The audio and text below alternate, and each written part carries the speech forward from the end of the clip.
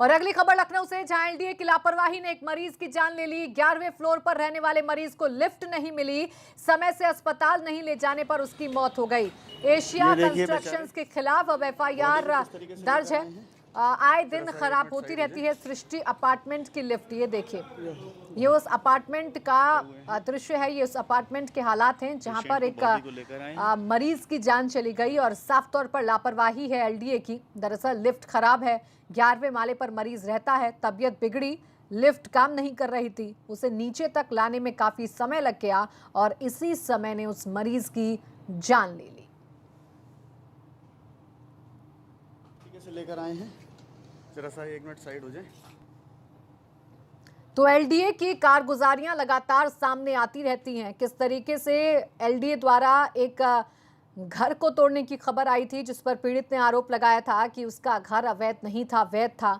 अब ऐसी ही एक और लापरवाही सामने आ रही है।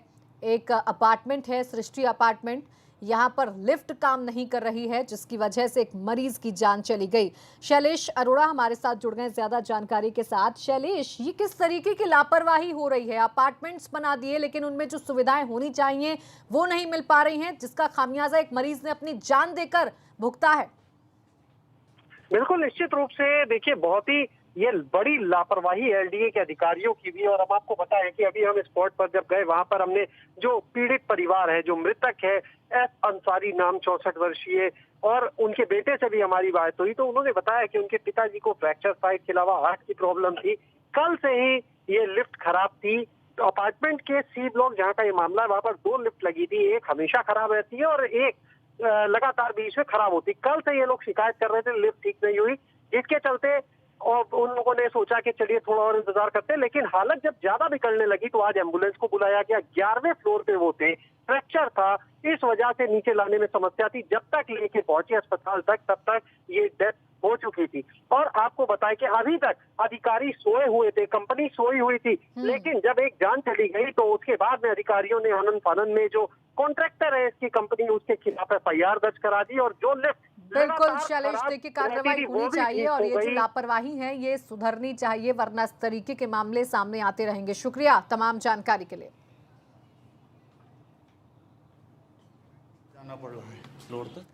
और कुलदीप सेंगर रेपकांड की जांच कर रही सीबीआई ने तत्कालीन डीएम समेत 2 आईपीएस को दोषी मानते हुए उनके खिलाफ कार्रवाई की सिफारिश की है। सीबीआई ने जिनके खिलाफ कार्रवाई की सिफारिश की है उनमें तत्कालीन डीएम अदिति सिंह, 2 पूर्व एसपी नेहा पांडे और पुष्पांजलि सिंह शामिल हैं। सीबीआई ने एक आईएएस और 2 आईपीएस अधिकारियों को मामले में दोषी मानते हुए विभागीय कार्रवाई की सिफारिश की है। बांगरमऊ के पूर्व विधायक कुलदीप सिंह सेंगर पर रेप का आरोप साबित होने के बाद उसे जेल भेजा गया था।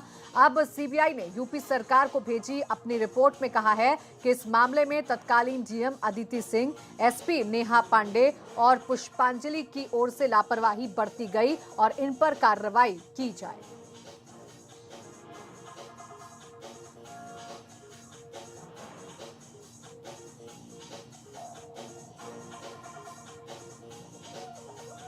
तो नाव रेपकांड जो काफी सुर्खियों में रहा, क्योंकि यहां पर नाम था भाजपा के पूर्व विधायक कुलदीप सिंह सेंगर का।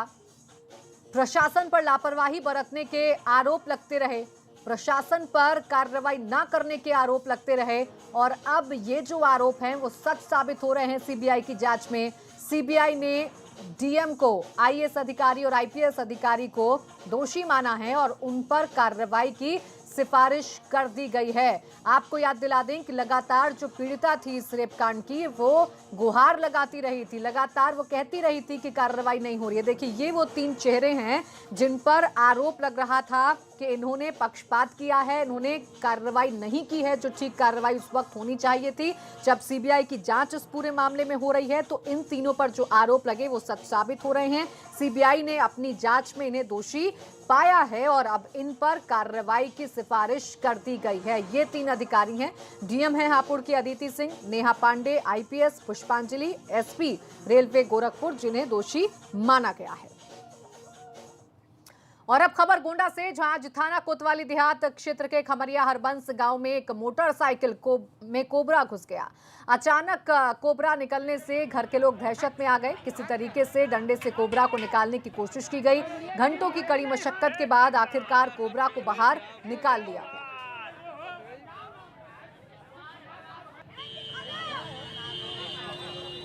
ये देखिए, हम तस्वीरें भी आपको दिखा रहे हैं। ये वो मोटरसाइकिल है जिसमें कोबरा घुस गया और जैसे ही लोगों को इसकी खबर मिली, मोटरसाइकिल सवार को इसकी खबर मिली, हड़कंप मच गया क्योंकि अचानक कोबरा निकला था। जाहिर सी बात है कि आसपास के जो लोग हैं उनमें दहशत पैदा हो गई।